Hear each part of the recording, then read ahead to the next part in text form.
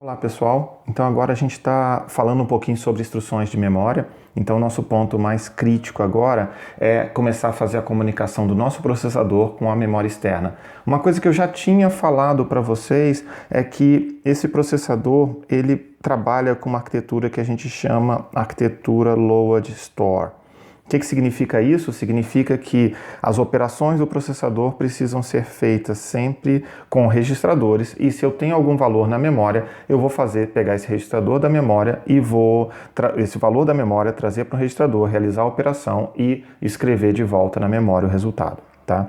Então nós temos a nossa memória aqui do lado, nós temos o nosso processador, então toda vez que eu quero fazer, o nosso somador está aqui dentro, então eu tenho que trazer um valor, trago outro valor, pego os dois valores, faço a soma e escrevo na memória. Então, se eu quiser guardar alguma coisa na memória, eu tenho que pegar o valor de um registrador para guardar na memória. Se eu quiser ler alguma coisa da memória para fazer uma operação, eu tenho que ler da memória, trazer para o registrador, para depois poder fazer a nossa operação, ok?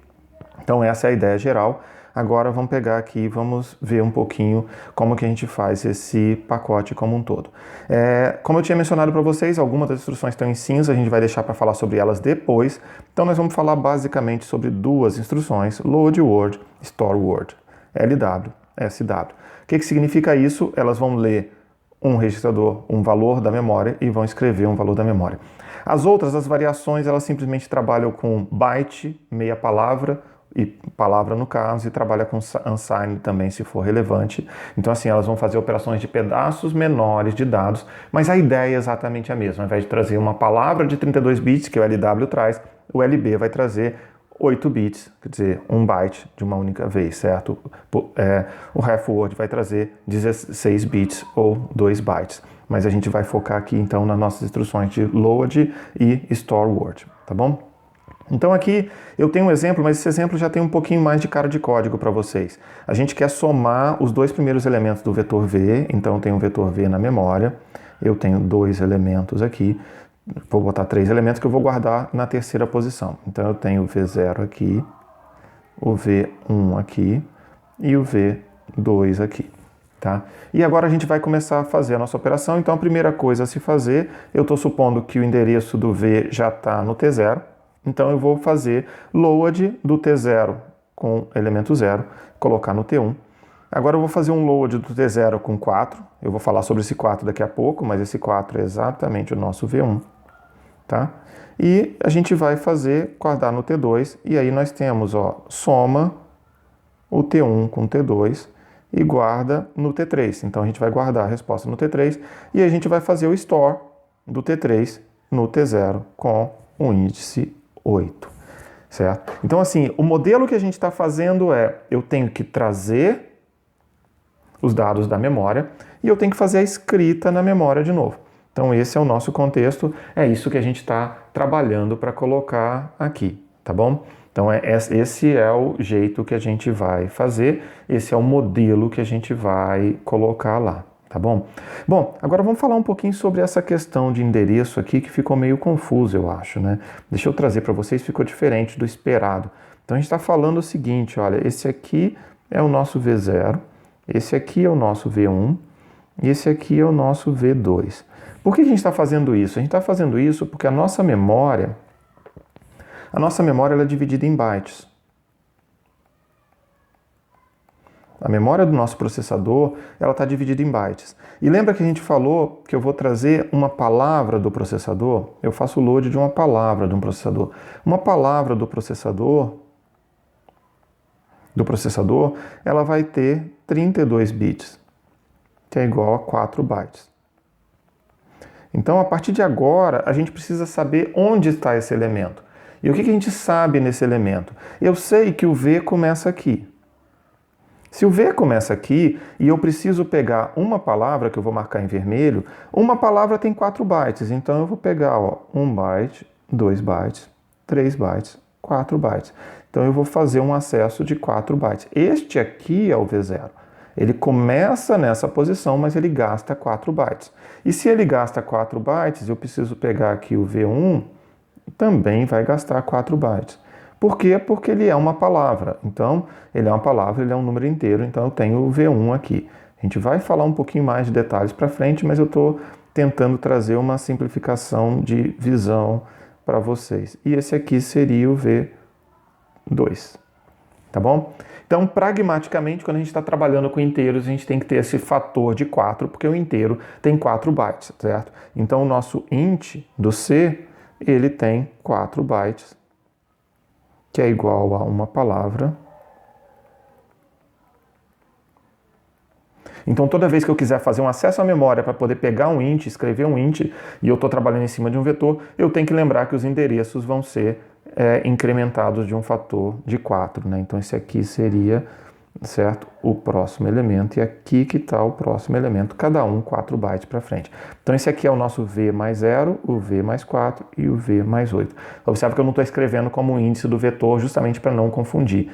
Esse é o segundo elemento do vetor, esse é o primeiro e esse é o elemento 0. Este aqui é o endereço do elemento 0, do endereço do elemento 1 e o endereço do elemento 2, tá? E eu estou supondo, na realidade, que é uma coisa que a gente não falou, a gente está supondo que o V começa no início da memória, mas no fundo, o V começa em algum lugar qualquer da memória lá, pouquíssimo provável que ele comece do início. Então, no fundo, a gente vai pegar aqui, ó, 4 bytes, e esse aqui é o V0, a gente vai pegar mais 4 bytes, esse é o V1, e mais 4 bytes, esse é o V2, tá? E ao fazer isso, significa que o V é esse primeiro cara aqui. O V aponta para o endereço inicial. Então, o que significa isso para a gente? Significa que a gente está falando V mais 0, V mais 4 e V mais 8. Porque V é o endereço inicial. Então, aqui, na realidade, nesse canto esquerdo, esse T0 mais 4 esse T0,4 significa soma o T0 com 0, desculpa, T0 mais 0, né? Soma o T0 com 0 e você vai pegar o endereço do V0. Soma o T0 com 4 e vai pegar do V1, certo? Soma o T0 com 8 e você vai achar o do V2, tá? Então, essa é a ideia geral das nossas variáveis, tá? É assim que a gente fala. Então, só para poder trazer isso como uma métrica para vocês e colocar isso aqui sob perspectiva, nós temos, se a gente pegar os tipos de dados de C, os dois tipos de 1 byte, o booleano e o char, eles ocupam 1 byte, certo? E eles têm o endereço aqui no caso de 1 byte aqui no RISC-V também. Aí nós temos em C o short vai ser o equivalente a meia palavra, tá? E a gente vai gastar então 2 bytes com eles, tá? Nós temos o inteiro vira uma palavra, o long também vira uma palavra, a palavra de 4 bytes. E o void, quer dizer, o ponteiro, ele vai virar também uma palavra de 4 bytes. Na realidade aqui nós temos, só para complementar para vocês, eu posso ter um unsigned, certo? Se a gente quiser, a gente também pode ter um unsigned para todos esses aqui, né?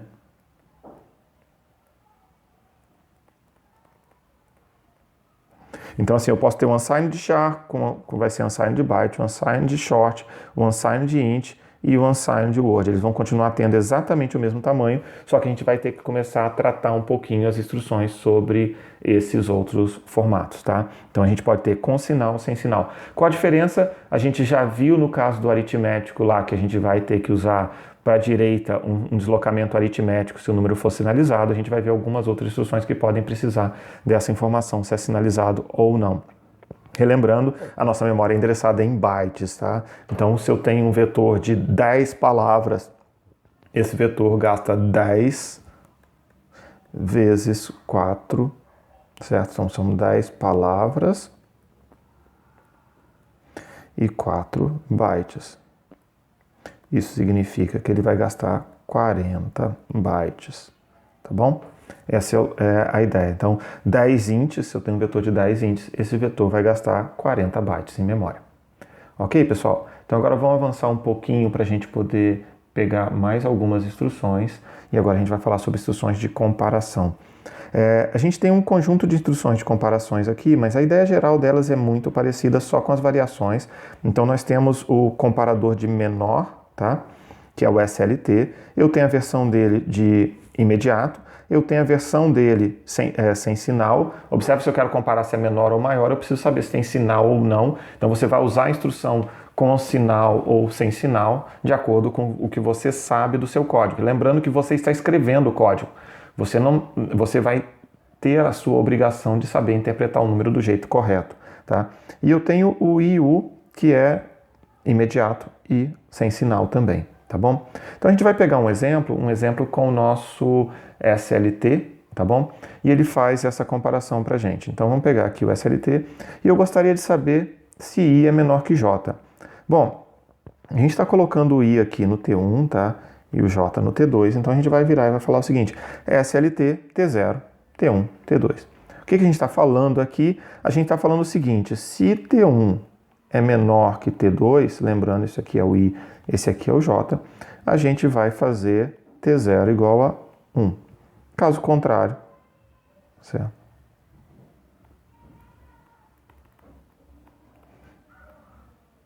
Então, se ele é menor, a gente vai ter T0 igual a 1. Se ele não for menor, T0 igual a 0. Poxa, mas eu só tenho essa comparação? E é uma coisa interessante, né? A gente vai ver que na hora de programar em Assembly, a gente vai receber alternativas, poucas alternativas, certo? A gente primeiro pode lembrar que eu posso reescrever essa instrução aqui como SLT, T0, T2, T1. E agora eu estou fazendo J menor que I, certo? J menor que I. Então a gente tem a alternativa de fazer algumas outras comparações, desde que a gente inverta os parâmetros. E a gente vai ver mais na frente que a gente tem uma comparação de igualdade também. Então a gente consegue fazer todas as operações de acordo com a ordem dos operandos e comparação de igualdade, talvez com 0 ou com qualquer outro número, tá? Ok? Então o SLT nos ajuda a fazer essa comparação. Esse é um dos pontos que a gente quer pegar. E agora a gente vai trabalhar justamente para poder entender e fazer as operações que dependam das comparações, que são as instruções de salto nosso. E agora nós temos um lote de instruções de salto, tá? Nós temos um branch, são as instruções de branch. Eles são chamados de saltos condicionais porque eles têm alguma condição lá. Nós podemos fazer se ele é igual, se ele é diferente, se ele é menor, se ele é maior ou igual, se ele é menor considerando unsigned, se ele é maior ou igual considerando unsigned, tá? Então nós temos sempre a comparação, tá? Nós temos sempre a ideia de uma comparação. Nós sempre colocamos imediatos, então na realidade ele salta para um lugar indicado pelo imediato e a gente está comparando com igualdade, então a gente vai falar que RS1 igual a RS2, com dois iguais aqui, né? Certo? Diferente, e a gente vai fazer as comparações. Lembra que eu falei para vocês? Cadê desse lado aqui? Por que não tem maior?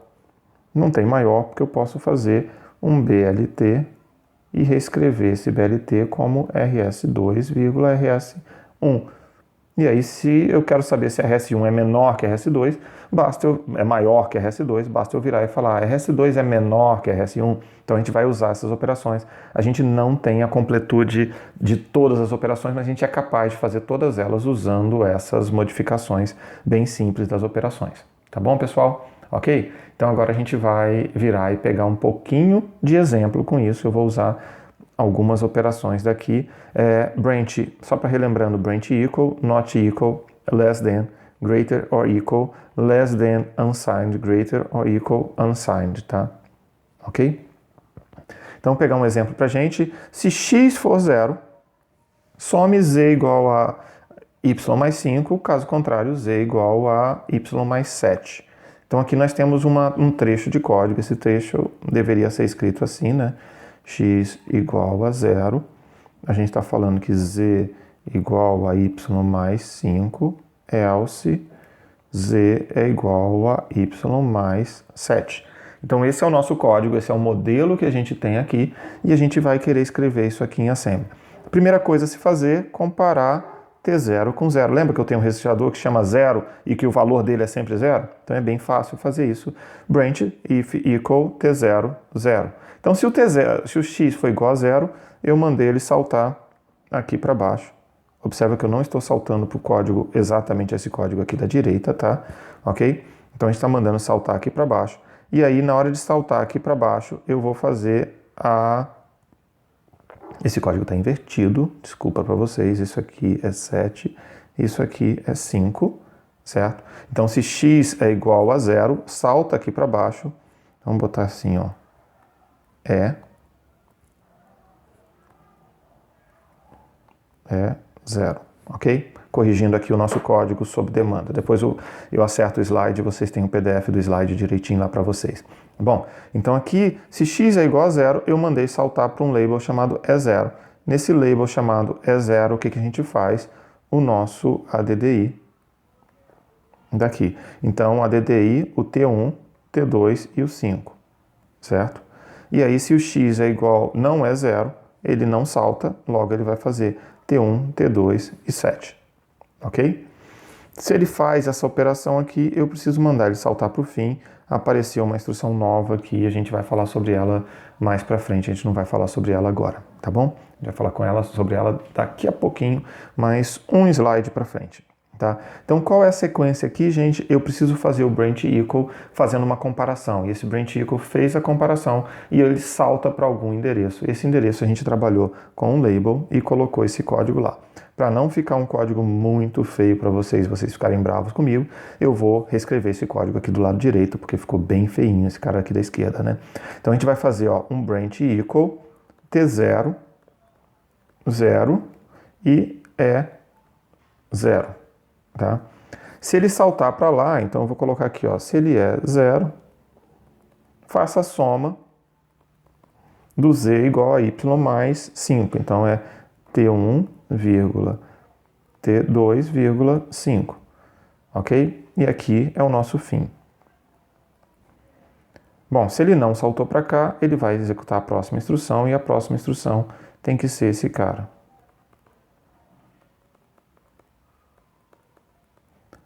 ADDI, T1, T2 e 7. Eu não posso deixar esse cara continuar, senão ele faz a soma do 5. Então a gente não quer fazer isso, certo? O que a gente vai fazer? A gente vai fazer um J e um fim, tá?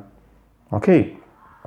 Mas aí a gente pode olhar esse código de uma forma um pouquinho diferente, né? Por que eu estou saltando para o then e estou executando o else ali? Então a gente pode repensar esse código, negar. Então se ele não for 0, ele salta para o else. Quer dizer, a gente pode reestruturar esse código de outras formas. Eu estou botando um exemplo aqui bem mais simplista com vocês, mas dá para otimizar um pouco mais esse código. Em especial, só para dar um exemplo bem mais extremo, eu somo 5 ou 7. No fundo, eu poderia tentar decidir se eu preciso somar mais 2, né? Eu posso somar 5 e depois eu decido se eu somo mais 2 ou não. Mas vou deixar isso aqui como uma atividade, um desafio para vocês antes da gente passar. E aí eu passo para a próxima instrução agora, tá bom? Falou, pessoal? Então agora vamos pegar mais algumas instruções. A gente já falou dessa instrução J. A instrução J é dessa categoria aqui, que é do Jump and Link e o JALR. Mas aí vocês vão me perguntar, cadê a instrução J? E eu vou avançar um pouquinho e mostrar mais algumas instruções para a gente chegar na instrução J, tá? Essa aqui salta para o endereço e chama uma função. Então, jump and link significa o seguinte, vá para algum endereço. Se você fizer assim, jump and link printf, para quem já programou em C. Toda vez que você chama uma função e você tem o seu código da printf lá, no final da printf você tem que voltar para a próxima linha do seu programa, certo? Então, jump and link, esse link é exatamente isso. Pega o endereço lá para você poder saber para onde voltar. A gente vai dar mais detalhes sobre isso um pouquinho mais para frente, tá? E aí, mais outras duas funções que a gente vai usar são as instruções de sistema. A gente não vai falar sobre elas agora, elas vão aparecer mais para frente para vocês, mas eu tenho a system call e a system break. A break seria para parar, a system call para poder chamar alguma coisa do sistema operacional, tá bom? Bom, eu vou pegar esse contexto aqui para poder fechar esse contexto com vocês. Eu vou lembrar que a gente estava procurando a instrução de jump, e eu queria mostrar ela aqui para vocês. A instrução de jump, ela vai ser implementada como jump and link 0 e o destino.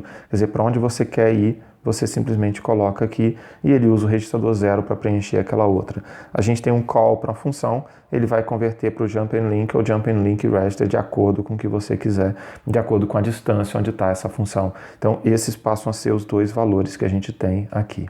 Tá bom, pessoal? Então, acho que esse é o contexto que a gente tem para poder colocar aqui no nosso exemplo. Eu vou parar por aqui e a gente volta numa próxima aula justamente para poder falar um pouquinho de exemplos de programação. Falou? Até mais então, pessoal.